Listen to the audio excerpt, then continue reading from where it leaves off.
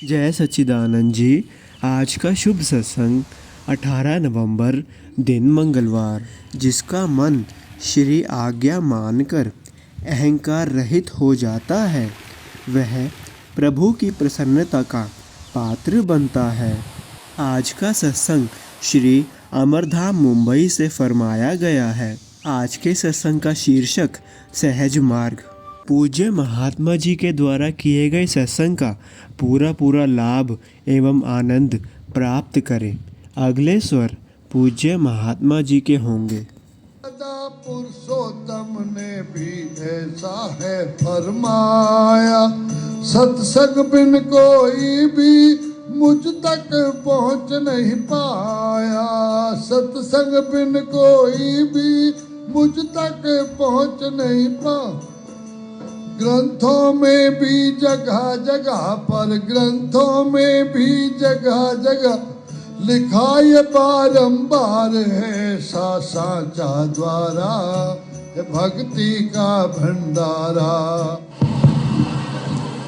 उठो गुरुमुखो उठो, श्री गुरु महाराज जी का हुक्म है। गुरुमुखो उठो, श्री गुरु महाराज जी का हुक्म है। गुरुमुखो उठो। वंदो गुरुपदे कंजे, कृपा सिंधु नर रूप हरि। मामोतम पुंज जासु बचन रवि कर निकर। आप प्रगटे इस जगत में, जीव काज सवारने। शब्द नाव बनाई सुंदर, दुखित जीव उबारने। नम्रता और दीनता से भेंट प्रभु जी लीजिए। मैं हूँ शरणागत तुम्हारी, दास अपना कीजिए। अपने सन्मुख विराजमान दिव्य श्री सिंहासन पर सुशोभित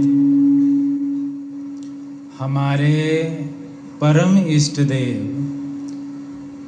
श्री हजूर सतगुरु देवदाता दीन दयाल महाराज जी का परम पावन ध्यान अपने अंतर हृदय में एकाग्र करते हुए प्रेम सहित मिलकर बोलिए जयकारा। बोल मेरे श्री गुरु महाराज।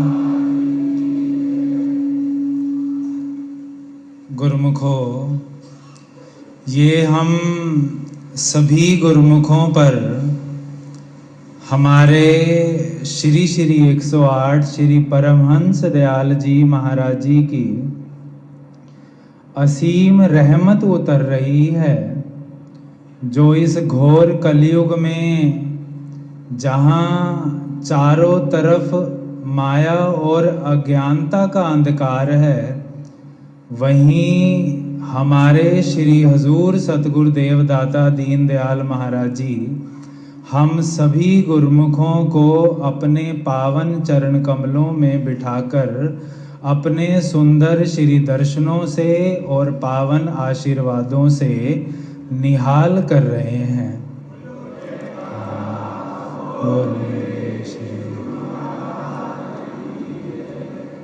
ऐसे समय के पूर्ण महापुरुषों की पावन शरण में बैठना, उनके सुंदर श्री दर्शनों का प्राप्त होना, उनके सत्संग का श्रवण करना, यह कोई साधारण बात नहीं है। वाणी में महापुरुष फरमाते हैं कि जिन मस्तक भाग तिन सतगुर पाया, पूरी आशा मन तृप्ताया। महापुरुष वर्णन करते हैं कि उन जीवों के भाग ऊंचे हुआ करते हैं जिनके मस्तक पर स्वयं परम पिता परमात्मा ने लेख लिखा होता है, और उन्हीं जीवों को उस निराकार परमात्मा के साकार स्वरूप समय के संत महापुरुषों की चरण शरण प्राप्त हुआ करती है। जिस प्रकार हम सभी गुरुमुखों के मस्तक पर हमारे श्री परमहंस दयाल जी महाराज जी ने स्वयं अपने कर कमलों से लेख लिखकर हमें ऐसे शीतल सुखद हमें अपनी छत्र छाया तो प्रदान करी ही, और आज इस समय भी अपने छठे स्वरूप में विराजमान होकर इस सुंदर सिंहासन पर हमें अपने सुंदर श्री दर्शनों से निहाल भी कर रहे हैं।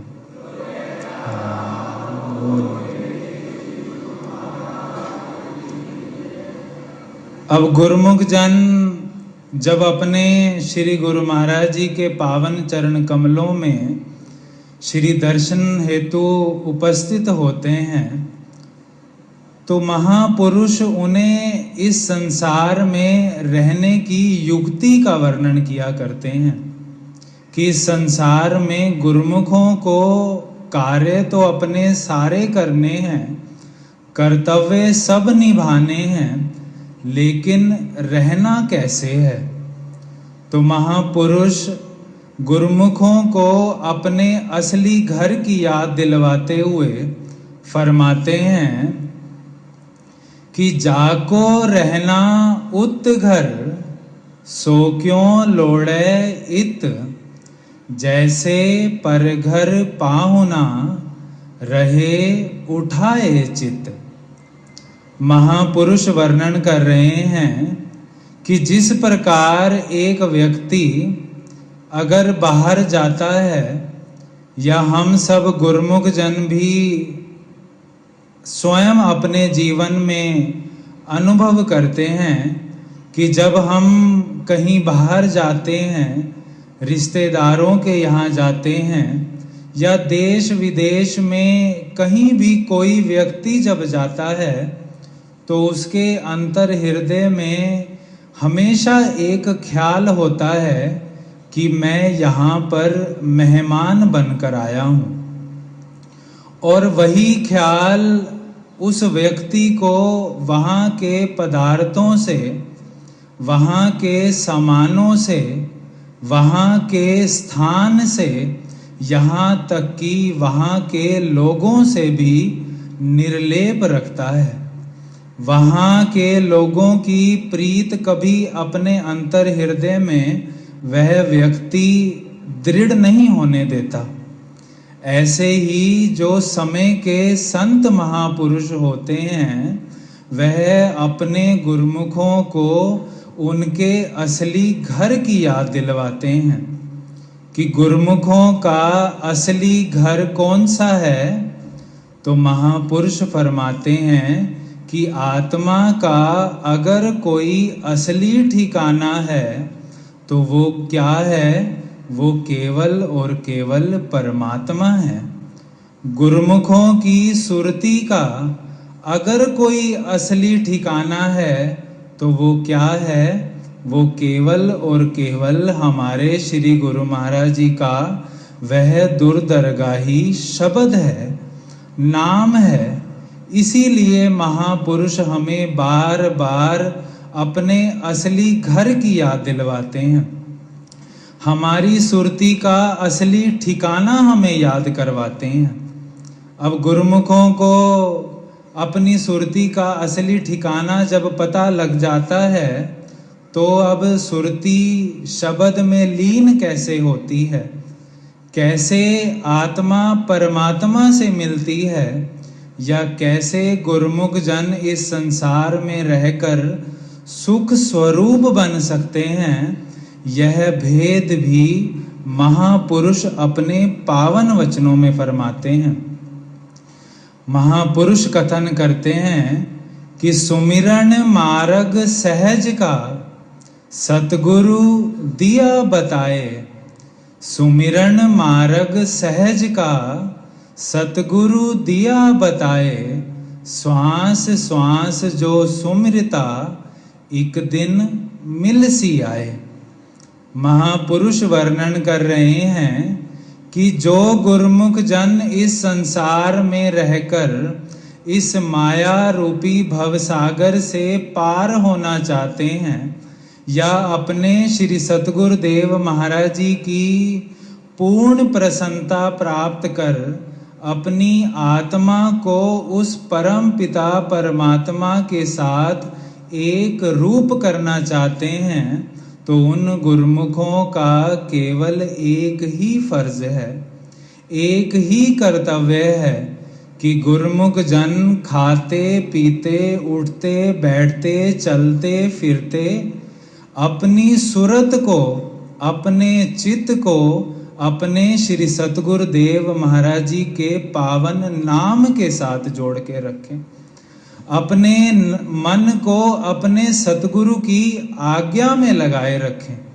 अब जो गुरुमुख जन इस प्रकार संसार में रहते हुए अपने श्री सतगुरुदेव महाराज जी की हर एक आज्ञा की पालना करते हैं, उनके हर वचन को विश्वास पूर्वक निभाते हैं, तो एक दिन उन गुरुमुखों के अंतर हृदय में वो नाम का प्रकाश, वो नाम की ज्योति ऐसे ही प्रकाशित हो जाती है जैसे इस समय हमारे श्री सतगुरुदेव महाराज जी प्रकाश स्वरूप बनकर हमें सुंदर सुंदर श्री दर्शनों से निहाल कर रहे हैं।